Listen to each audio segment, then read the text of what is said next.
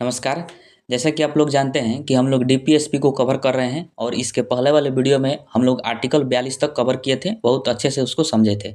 और आज की इस वीडियो में हम लोग आर्टिकल 43 से लेकर आर्टिकल 51 तक को बहुत अच्छे से डिटेल्स में उसको कवर करेंगे और उसको अच्छे से हम लोग पढ़ेंगे। ये भी आपको पता है कि जो डीपीएसपी है यानी directive principles of state policy, वो आर्टिकल 36 से लेकर 51 तक है। तो इसका पार्ट 1 जो है हम लोग बहुत अच्छे से कवर कर चुके हैं। अब हम लोग पार्ट 2 को कवर करेंगे, जिसमें आर्टिकल 43 से लेकर 51 तक को कवर करेंगे। और लास्ट में हम लोग ये भी पढ़ेंगे कि मूल अधिकार और डीपीएसपी इन दोनों में क्या अंतर है, उसको हम लोग एक ही फ्रेम में समझेंगे। और फिर जो है हम लोग प्रीवियस ईयर क्वेश्चन का टेस्ट भी लगाएंगे, जो कि प्रीवियस ईयर एग्जाम में पूछा गया है। तो वीडियो बहुत ज़्यादा इंपॉर्टेंट है, इसको ध्यान से देखिएगा। तो चलिए अब वीडियो को हम लोग शुरू करते हैं। तो आइए हम समझते हैं आर्टिकल 43 को। देखिए, इसमें कहा गया है कि सभी कर्मकारों को निर्वाह योग्य मजदूरी तथा सभ्य जीवन स्तर और सामाजिक एवं सांस्कृतिक अवसर सुनिश्चित करेगा।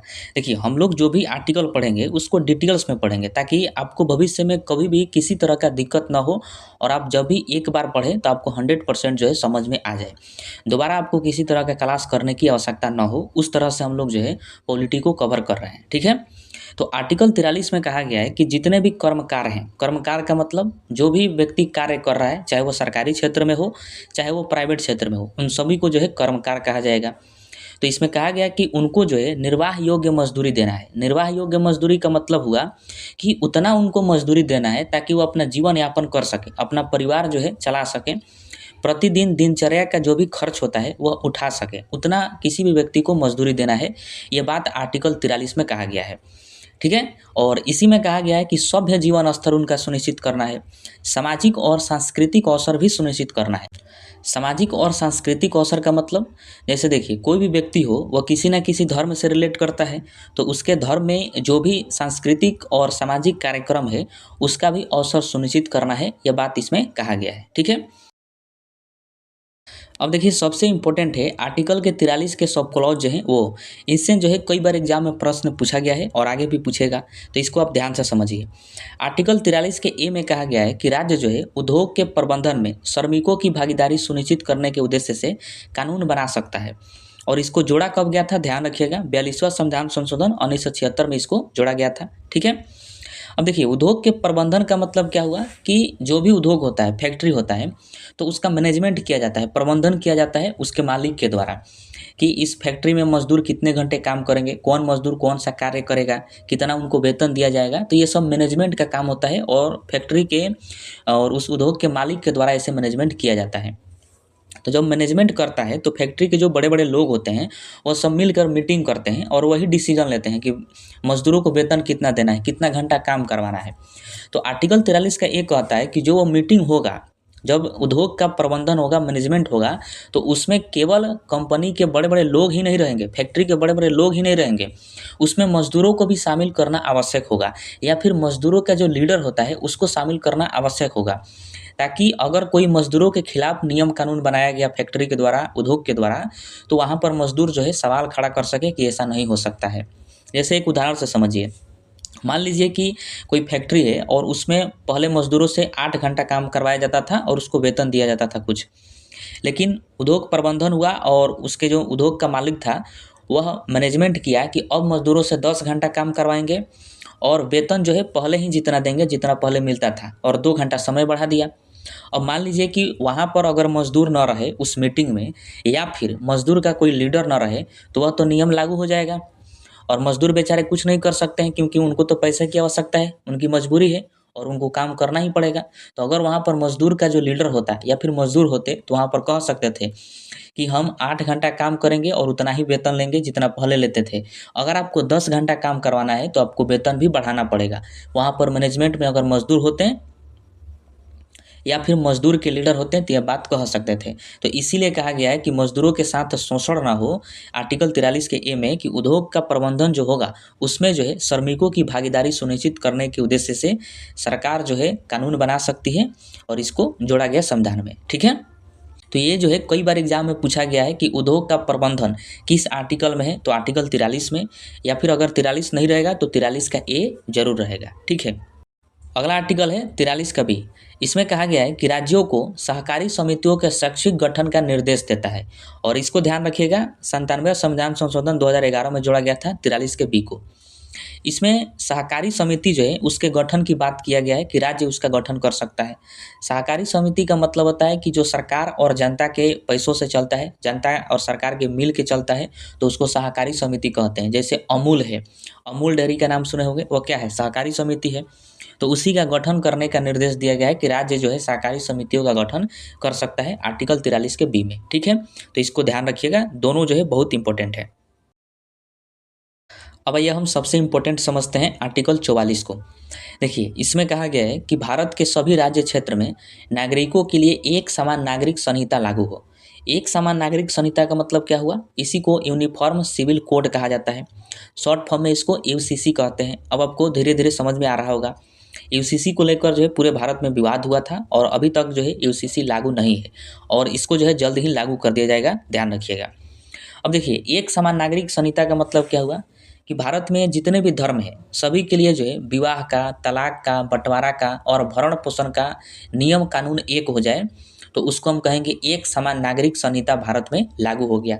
और इसी के बाद जो है आर्टिकल 44 में कहा गया है कि पूरे भारत में राज्य जो है एक समान नागरिक संहिता लागू करेंगे अपने अपने राज्यों में। ठीक है, अब देखिए ऐसा क्यों कहा जाता है, क्योंकि भारत में जितने भी धर्म हैं सभी धर्म में जो है अलग अलग विवाह के लिए रीति रिवाज है, तलाक के लिए भी अलग अलग नियम कानून है, बंटवारा के लिए भी अलग अलग नियम कानून है। मतलब जितने धर्म हैं सब धर्म में अपने अपने धर्म के अनुसार जो है नियम कानून बनाए गए हैं। तो आर्टिकल 44 में कहा गया है कि भारत तो एक है, तो पूरे एक भारत में सभी धर्मों के लिए विवाह का, तलाक का, बंटवारा का नियम कानून एक होना चाहिए। उसी को एक समान नागरिक संहिता के नाम से जाना जाता है।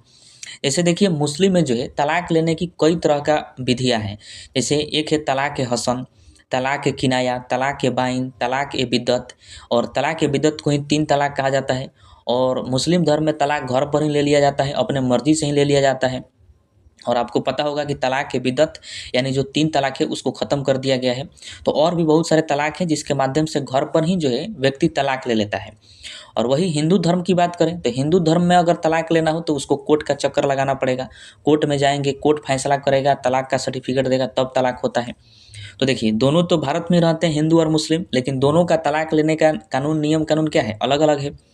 उसी तरह देखिए कि मुस्लिम धर्म में एक से अधिक जो है पत्नी रख सकते हैं, एक से अधिक विवाह कर सकते हैं। अगर आप उन सबका खर्चा चला सकते हैं तो आप कितने भी पत्नी रख सकते हैं मुस्लिम धर्म में, ये कहा गया है। वही हिंदू धर्म में ऐसा नहीं है, आप एक ही पत्नी रख सकते हैं। अगर दूसरी पत्नी रखिएगा तो फिर आप जो है यह अपराध की श्रेणी में आता है। और वही जब एक समान नागरिक संहिता लागू होगा तो सबके लिए समान हो जाएगा, सबको जो है एक ही पत्नी रखना अनिवार्य होगा। वही देखिए कि जब मुस्लिम धर्म में बंटवारा होता है तो महिलाओं को हिस्सा नहीं दिया जाता है, या फिर दिया भी जाता है तो बहुत कम दिया जाता है। जबकि हिंदू धर्म में बंटवारा होता है तो महिलाओं को बराबर हिस्सा दिया जाता है।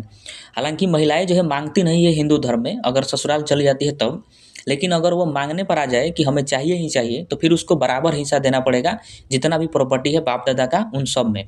अगर नहीं देते हैं तो फिर ये अपराध आएगा, वो कोर्ट जा सकती है और कोर्ट के द्वारा जो है आपको दिलवा दिया जाएगा आधा संपत्ति। तो यहाँ पर देखिए कि भारत में दोनों रहते हैं, हिंदू और मुस्लिम दोनों, लेकिन दोनों के लिए क्या है, नियम कानून जो भी है सब अलग अलग है, धर्म के अनुसार है। लेकिन वही जब एक समान नागरिक संहिता लागू हो जाएगा तो सबके लिए एक समान हो जाएगा। विवाह का भी नियम कानून एक समान हो जाएगा सभी धर्मों के लिए, तलाक का भी नियम कानून सभी धर्मों के लिए एक समान हो जाएगा, बंटवारा का भी नियम कानून सभी धर्मों के लिए एक समान हो जाएगा। इसीलिए कहा जाता है कि यूजीसी जो है लागू होना चाहिए ताकि सभी धर्म जो है एक समान हो जाएं, क्योंकि भारत जो है धर्मनिरपेक्ष है और धर्मनिरपेक्ष में ऐसी बातें जो है संभव नहीं हो सकता। इसीलिए कहा जाता है कि यूसीसी लागू करना जो है बहुत ज़रूरी है। ठीक है, तो आपसे पूछेगा कि क्या पूरे भारत में यूसीसी लागू है, यानी आर्टिकल 44 लागू है, तो नहीं लागू है। तो किस राज्य में लागू है, तो एकमात्र राज्य गोवा है जहां पर यूसीसी लागू है। तो इसको ध्यान रखिएगा, आपसे पूछा जाएगा कि भारत का वो कौन सा राज्य है जहां पर एक समान नागरिक संहिता आज भी लागू है, तो वह गोवा है। ठीक है, अगला आर्टिकल है आर्टिकल 45।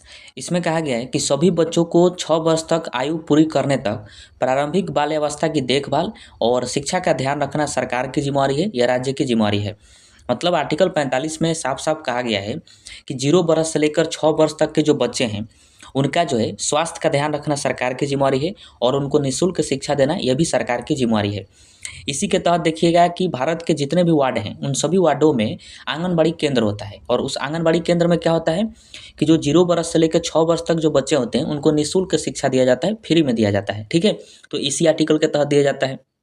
और इसी आर्टिकल के तहत देखिएगा कि जो 6 वर्ष तक बच्चे होते हैं उनको निःशुल्क जो है पोलियो का ड्रॉप पिलाया जाता है, फ्री में उनको पिलाया जाता है, क्योंकि सरकार की जिम्मेवारी है कि उनके स्वास्थ्य का देखभाल करे। ठीक है, तो इसको ध्यान रखिएगा। और फंडामेंटल राइट्स में हम लोग आर्टिकल 21 का ए पढ़े थे, जिसमें कहा गया था कि 6 से लेकर 14 वर्ष के जो बच्चे हैं उनको निःशुल्क शिक्षा दिया गया है। ये सरकार की जिम्मेवारी है कि उनको निःशुल्क शिक्षा दे। अगला आर्टिकल है आर्टिकल 46। इसमें कहा गया है कि राज्य समाज के कमजोर वर्गों, अनुसूचित जातियों एवं अनुसूचित जनजातियों का विशेष ध्यान रखेगा और उन्हें सामाजिक अन्याय एवं शोषण से सुरक्षा प्रदान करेगा। मतलब आर्टिकल 46 में राज्यों को निर्देश दिया गया है कि राज्य के अंतर्गत जितने भी कमजोर वर्ग हैं, चाहे एससी हो, चाहे एसटी हो, चाहे ओबीसी हो, चाहे जनरल कैटेगरी में ही कहे ना कोई कमजोर हो, तो उसका जो है विशेष ध्यान रखेगा राज्य और उनको अन्याय से और शोषण होने से सुरक्षा प्रदान करेगा, उनको इन सभी चीज़ों से बचाएगा। ठीक है, अगला आर्टिकल है आर्टिकल 47। इसमें कहा गया है कि राज्य अपने लोगों का पोषण स्तर और जीवन स्तर में सुधार करेगा, साथ ही नशीली दवाओं, मदिरा, ड्रग्स आदि पर प्रतिबंध भी लगाएगा। मतलब राज्यों को लगे कि उसके राज्य के अंदर जो भी लोग हैं उनका पोषण स्तर गिरता जा रहा है, जीवन स्तर गिरता जा रहा है, तो उसके सुधार करने के लिए जो भी कदम उठाना चाहे उठा सकता है। अगर वो चाहे कि किसी चीज़ पर प्रतिबंध लगा देने से ये सब ठीक हो जाएगा तो प्रतिबंध भी लगा सकता है। इसी के तहत जो है इसी आर्टिकल के तहत नशीली दवाओं पर प्रतिबंध लगाया जाता है, ड्रग्स पर, मदिरा पर, इन सब पर प्रतिबंध लगाया जाता है ताकि लोगों का जो है पोषण स्तर अच्छा हो, जीवन स्तर अच्छा हो। इसी आर्टिकल के तहत देखिएगा कि जो है अनाज दिया जाता है, फ्री में अनाज दिया जाता है ताकि कुपोषित की संख्या राज्य में न बढ़े, उनको अच्छा भोजन प्राप्त हो सके, जिससे कुपोषित की संख्या जो है घट जाए, धीरे धीरे घटे। और इसी आर्टिकल के तहत बिहार में शराबबंदी किया गया था, क्योंकि नीतीश कुमार को लगा था कि बिहार के लोगों का जो है स्वास्थ्य खराब हो जाएगा और आने वाले समय में अपराध बहुत ज़्यादा हो जाएगा, क्योंकि पी कर सब मारपीट करता है। इसीलिए पूरे बिहार में शराबबंदी लागू कर दिया गया ताकि लोगों का स्वास्थ्य खराब ना हो, बिहार के लोगों का। ठीक है, तो इसी आर्टिकल के तहत तो इसको ध्यान रखिएगा। अगला आर्टिकल है आर्टिकल 48, बहुत इंपॉर्टेंट है, ध्यान रखिएगा। इसमें कहा गया है कि कृषि और पशुपालन को आधुनिक और वैज्ञानिक प्रणालियों से करना, इसी में गाय, बछड़ा तथा अन्य दुधारू पशुओं के हत्या पर रोक लगाया गया है। मतलब इस आर्टिकल में कहा गया है कि जो भी कृषि करते हैं, पशुपालन करते हैं, उन सबको आधुनिक और वैज्ञानिक तरीका से किया जाए ताकि उत्पादन अत्यधिक हो, क्योंकि नॉर्मल तरीके से करते हैं तो उसमें पैदावार, उत्पादन बहुत कम होता है। लेकिन जो वही आधुनिक तरीका अपनाते हैं, वैज्ञानिक तरीका अपनाते हैं, तो पैदावार जो है अत्यधिक होता है। और सरकार भी इसके लिए ध्यान रखेगी, सरकार अपनी योजनाएं में इन सभी चीज़ों को लागू करेगी और सरकार ये सब लागू करती भी है। धीरे धीरे ये सब जो है इम्प्रूवमेंट इसमें हो रहा है। ठीक है, और इसी में कह दिया गया कि गाय के हत्या पर रोक लगाया गया है, बछड़ा के हत्या पर रोक लगाया गया है, और जो भी अन्य दुधारू पशु हैं जो दूध देते हैं उन सबके हत्या पर रोक लगाया गया है आर्टिकल 48 के अनुसार। तो इसको ध्यान रखिएगा। ठीक है, सबसे इम्पोर्टेंट है आर्टिकल 48 के क। इसमें कहा गया है कि पर्यावरण की रक्षा तथा वन एवं वन्य जीवों की रक्षा करना बहुत इंपॉर्टेंट है। कई बार पूछा गया है, आपसे पूछेगा कि पर्यावरण की रक्षा करना, वन एवं वन्य जीवों की रक्षा करना किस आर्टिकल में कहा गया है, तो आर्टिकल 48 के क में कहा गया है, इसको ध्यान रखिएगा। उसके बाद है आर्टिकल 49। इसमें कहा गया है कि राज्य राष्ट्रीय महत्व वाले घोषित स्मारक, स्थान और वस्तु को संरक्षण प्रदान करेगा, मतलब उसको सुरक्षा देगा। जैसे राष्ट्रीय स्मारक कौन घोषित है, जैसे ताजमहल है, लाल किला है, तो इन सब का जो है सुरक्षा करेगा राज्य, यह राज्य की जिम्मेवारी है, आर्टिकल 49 में कहा गया है। ठीक है, उसके बाद है आर्टिकल 50। इसमें जो है कहा गया है कि न्यायपालिका और कार्यपालिका को अलग करना बहुत इंपॉर्टेंट है, ध्यान रखना है। न्यायपालिका और कार्यपालिका जो है दोनों अलग अलग है और दोनों को अलग किया जाएगा, ये बात आर्टिकल 50 में कहा गया है। अब देखिए, न्यायपालिका और कार्यपालिका का अलग क्यों करेंगे, क्योंकि इससे जो है न्याय होगा। अगर न्यायपालिका को कार्यपालिका से अलग नहीं करेंगे तो इस तरह से न्याय नहीं होगा। जैसे मान लीजिए कि आपको जो है किसी गलत अपराध में शक के आधार पर पुलिस उठा ले गई और उठा कर ले गई और आपको जो है गलत फंसा रही है और आपको मार पीट कर कह रही है कि आप स्वीकार लो कि हमने ही अपराध ये किया है, तो आपको जो है एक उम्मीद होगा कि हम जब न्यायालय जाएंगे, कोर्ट जाएंगे, तो कोर्ट जो है हमारी बातों को सुनेगा और हमको न्याय देगा, क्योंकि हमने अपराध नहीं किया है लेकिन पुलिस हमको गलत तरीका से फंसा रही है। अब मान लीजिए जब आप न्यायालय गए और वहाँ पर पता चला कि पुलिस और जो जज बैठा है सामने वो दोनों मिले हुए हैं, तो बताइए पुलिस आपको उठा के ले गई गलत तरीका से और जज भी कह देगा, क्योंकि पुलिस की तरफ से मिला हुआ है तो जज भी कहेगा तुम ही अपराध किया है और आपको सजा सुनाते। तो जब दोनों मिल जाएंगे तो फिर न्याय नहीं हो पाएगा। इसीलिए कह दिया गया है कि न्यायपालिका और कार्यपालिका दोनों जो है अलग होना चाहिए। तो ध्यान रखना है आर्टिकल 50 में, और इसको याद करना भी आसान है। 50-50 कहते हैं, 50-50 मतलब आधा आधा बराबर बराबर बांट देना। तो न्यायपालिका और कार्यपालिका को अलग अलग किया गया है आर्टिकल 50 में। ठीक है, अब आइए हम सबसे लास्ट आर्टिकल को समझते हैं, आर्टिकल 51 को। इसमें कहा गया है कि राज्य अंतर्राष्ट्रीय शांति और सुरक्षा स्थापित करेगा, राष्ट्रों के बीच न्यायपूर्ण और सम्मानपूर्ण संबंध बनाए रखेगा और अंतर्राष्ट्रीय विवादों को मध्यस्थता द्वारा सुलझाना। मतलब आर्टिकल 51 में एक अंतर्राष्ट्रीय लेवल की बात की गई है कि जो भी अंतर्राष्ट्रीय लेवल की शांति है और सुरक्षा है उसको स्थापित करना है, यह केंद्र की जिम्मेवारी है, यह राज्यों की जिम्मेवारी है। और जो भी राष्ट्रों के बीच न्यायपूर्ण और सम्मानपूर्ण संबंध है उन सबको बनाए रखना है। मतलब किसी भी देश के साथ जो है अच्छा संबंध बनाए रखना है, ये आर्टिकल 51 में कहा गया है।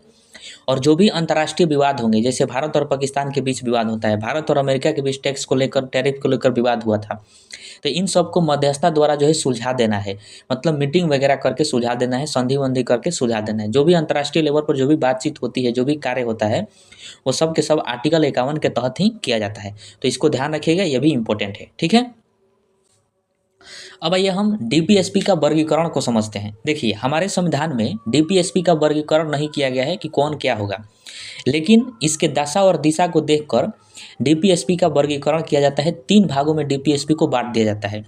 पहला भाग होता है गांधीवादी, दूसरा होता है समाजवादी और तीसरा होता है उदारवादी। ठीक है, तो गांधीवादी किसको कहा जाता है? तो जो जो भी आर्टिकल डीपीएसपी में गांधी जी के विचारों से मिलता है तो उसको हम लोग गांधीवादी कहते हैं। जैसे आर्टिकल 40 हो गया, आर्टिकल 43 का क, 46, 47, 48, ये जो जितने भी आर्टिकल हैं आप लोग समझे तो ये गांधी जी के विचारों से मिलते थे। मतलब गांधी जी के जैसे विचार थे, ठीक इसका भी विचार, इन आर्टिकल का विचार भी उसी तरह है, इसीलिए इनको गांधीवादी कहा जाता है। और इन सभी आर्टिकल को ध्यान रखना है। पूछा जाता है कि गांधी जी के विचारों से मिलने वाला डीपीएसपी का कौन सा आर्टिकल है, तो इनमें से कोई भी होगा, आपको बताना पड़ेगा। ठीक है, अगला है समाजवादी तत्व। देखिए इसका उद्देश्य है समाज की भलाई करना तथा लोक कल्याणकारी राज्य की स्थापना करना, जो कि डीपीएसपी का काम ही है। तो ये कौन कौन से आर्टिकल हैं? तो आर्टिकल 38 है, 39 का क, 41, 42, 43 का क और 47, ये जितने भी आर्टिकल हैं ये सब के सब समाजवादी तत्वों से मिलते हैं। तो इसको ध्यान रखिएगा, पूछा जाएगा। उसके बाद है उदारवादी तत्व। देखिए इसमें उन सिद्धांतों को शामिल करते हैं जो समाज में व्यक्ति को आज़ादी और कानून के समक्ष समानता पर आधारित होता है। तो वो कौन कौन से आर्टिकल हैं? जैसे 44 है, 45 है, 48 का क, 49, 50, 51, ये जो भी आर्टिकल हैं ये उदारवादी तत्व के हैं। तो आपसे एग्जाम में पूछा जाएगा कि कौन समाजवादी तत्व के आर्टिकल हैं, कौन उदारवादी हैं, कौन गांधीवादी हैं, तो ये आपको बताना पड़ेगा, बहुत इंपॉर्टेंट है, इसको आप रट जाइएगा। ठीक है, अब आइए हम मूल अधिकार और नीति निर्देशक तत्वों में अंतर को समझते हैं। बहुत इंपॉर्टेंट है, सभी तरह के एग्जामों में इससे प्रश्न बनता है। और जो भी हम लोग पढ़े डीपीएसपी और मूल अधिकार, वही अंतर जो है इसमें दिया गया है छोटा छोटा। जैसे आपको नॉर्मल तो पता है कि मूल अधिकार ऐसा अधिकार होता है जो हमें चाहिए ही चाहिए, अगर नहीं मिलता है तो इसके लिए हम न्यायालय जा सकते हैं। और जो डीपीएसपी होता है ये सरकार पर निर्भर कर रहा है, सरकार के पास जैसे जैसे धन आएगा सरकार इसको जो है राज्यों में लागू करता रहेगा, लोगों को देता रहेगा। तो ये तो आपको अंतर पता है। इसमें कहा गया है कि मूल अधिकार जो है ये नकारात्मक होते हैं। मतलब ये किसी व्यक्ति को, राज्य को रोकते हैं कि आप ये नहीं कर सकते हैं, अगर आप करिएगा तो ये अपराध है। जैसे ये सरकार को कुछ कार्य करने से रोक देते हैं मूल अधिकार, इसीलिए इनको नकारात्मक कहा जाता है। और जो डीपीएसपी होते हैं ये सकारात्मक है, ये सरकार को अपना कर्तव्य पूरा करने के लिए निर्देश देते हैं कि आप ये अपना कर्तव्य को पूरा करिए। वही देखिए मूल अधिकार जो है यह न्यायोचित होते हैं। मतलब अगर मूल अधिकार का किसी का हनन होता है तो डायरेक्टली न्यायालय जा सकता है, न्यायालय द्वारा इसको लागू कराया जा सकता है मूल अधिकार को, इसीलिए इसको न्यायोचित कहा जाता है। वही डीपीएसपी जो है यह गैर न्यायोचित होता है, मतलब न्यायोचित नहीं होता है। अगर ये नहीं है, डीपीएसपी लागू नहीं होता है, तो आप इसके लिए न्यायालय नहीं जा सकते हैं। वही देखिए मूल अधिकार जो है इसे कानून का संरक्षण प्राप्त है, मतलब कानून के तहत इसको लागू कराया जा सकता है। वही डीपीएसपी को नैतिक और राजनीतिक समर्थन प्राप्त है। अगर नैतिक रूप से अगर किसी को लगे तो तभी जाके वो राज्य जो है डीपीएसपी को लागू कर सकता है, अन्यथा अगर लागू नहीं करेगा तो आप कुछ नहीं कर सकते हैं, न्यायालय भी नहीं जा सकते हैं। ठीक है, वही देखिए कि जो मूल अधिकार है इसका उद्देश्य राजनीतिक लोकतंत्र स्थापित करना है, और जो नीति निर्देशक तत्व है इसका उद्देश्य सामाजिक और आर्थिक लोकतंत्र स्थापित करना है। बहुत इंपॉर्टेंट है, ध्यान रखना है। पूछा जाएगा कि डीपीएसपी का उद्देश्य क्या है, तो सामाजिक और आर्थिक लोकतंत्र को स्थापित करना। ठीक है, तो ये बेसिकली मूल अधिकार और नीति निर्देशक तत्वों में अंतर था जो कि इंपॉर्टेंट था, पूछा जाता है। अब आइए हम प्रीवियस ईयर क्वेश्चन को देखते हैं जो कि पूछा गया है सभी तरह के एग्जामों में। चलिए इंपॉर्टेंट प्रश्नों को फटाफट देख लेते हैं। 10-15 क्वेश्चन है, इसको ध्यान से देखिएगा। पहला प्रश्न कर रहा है कि किस संवैधानिक संशोधन अधिनियम ने राज्य के नीति निर्देशक तत्वों की मौलिक अधिकारों की अपेक्षा अधिक प्रभावशाली बनाया। तो इसका राइट आंसर जो है ऑप्शन नंबर ए हो जाएगा। 42वां संविधान संशोधन अधिनियम 1976 में जो है नीति निर्देशक तत्वों को बहुत ही प्रभावशाली बनाया गया। ठीक है, उसके बाद प्रश्न है कि राज्य के नीति निर्देशक तत्वों का उल्लेख संविधान के किस भाग में किया गया है। तो आपको पता है कि भाग 4 में किया गया है, तो right answer option number C हो जाएगा। अगला प्रश्न है कि भारतीय संविधान के निम्न भागों में से किस एक में न्यायपालिका तथा कार्यपालिका के प्राथक्य का प्रावधान है। मतलब किस में जो है न्यायपालिका और कार्यपालिका को अलग किया गया है। तो आपको पता है कि इसका right answer option number C हो जाएगा। राज्य के नीति निर्देशक तत्वों आर्टिकल मैंने आपको बताया था 50 अलग अलग किया गया था। उसके बाद प्रश्न है कि निम्नलिखित में से कौन एक राज्य का नीति निर्देशक तत्व नहीं है। तो आपको बताना है कौन नीति निर्देशक तत्व नहीं है। तो इसका right answer option number D हो जाएगा। 16 वर्ष की आयु तक के बच्चों को निःशुल्क शिक्षा देना, ये कहीं पर नहीं है, फंडामेंटल राइट्स भी नहीं है। ठीक है, अगला प्रश्न है कि भारतीय संविधान का कौन सा अनुच्छेद भारत के विदेश नीति से संबंधित है। तो आपको बताना है कि विदेश नीति से कौन सा संबंधित है। तो इसका right answer option number D हो जाएगा। अनुच्छेद 51, आर्टिकल 51 में हम लोग पढ़े थे, अंतर्राष्ट्रीय विवादों को मध्यस्थता द्वारा सुलझाना था, बहुत सारी बातें इसमें कहा गया था। अगला प्रश्न है कि संविधान के किस अनुच्छेद के द्वारा उद्योग के प्रबंधन में कर्मचारी की भागीदारी का प्रावधान किया गया है। तो इसका राइट आंसर जो है ऑप्शन नंबर बी हो जाएगा, अनुच्छेद 43 का ए, जैसा कि हम लोगों ने पढ़ा। अगला प्रश्न है कि भारत के किस राज्य में समान नागरिक संहिता लागू है। मैंने आपको बताया था कि गोवा एक ऐसा राज्य है जहां पर समान नागरिक संहिता लागू है, और आपको बताना है कि किस आर्टिकल में यूसीसी का जिक्र किया गया है। अगला प्रश्न है कि नीति निर्देशक तत्वों का महत्व किसके लिए है। मतलब किसके लिए नीति निर्देशक तत्व है। तो इसका right answer option number B हो जाएगा, राज्यों के लिए है, बाकी किसी के लिए नहीं है। उसके बाद प्रश्न है कि निम्नलिखित में कौन सा निदेशक तत्व है। आपको बताना है कौन निदेशक तत्व है। तो इसका right answer option number A हो जाएगा, समान नागरिक संहिता। यही जो है डीपीएसपी है, बाकी जो है फंडामेंटल राइट्स है जो कि हम लोग पढ़े हैं। अगला प्रश्न है कि शराबबंदी संविधान के किस धारा में निर्देशित है। तो देखिए ये ध्यान रखिएगा, इसका राइट आंसर जो है ऑप्शन नंबर ए हो जाएगा, धारा 47। आर्टिकल नहीं पूछा है, धारा पूछा है, तो ध्यान रखिएगा आर्टिकल 47 में इसी के तहत शराबबंदी को लागू किया गया है। अगला प्रश्न है कि निम्नलिखित में कौन एक राज्य के नीति निर्देशक तत्वों में नहीं है। राज्य सुनिश्चित करने का प्रयास करेगा कि, तो इसका राइट आंसर देखिए सी हो जाएगा, अस्पृश्यता उन्मूलन। यही जो है राज्य के नीति निर्देशक तत्वों में नहीं है, तो इसका right answer option number C हो जाएगा, बाकी सभी है।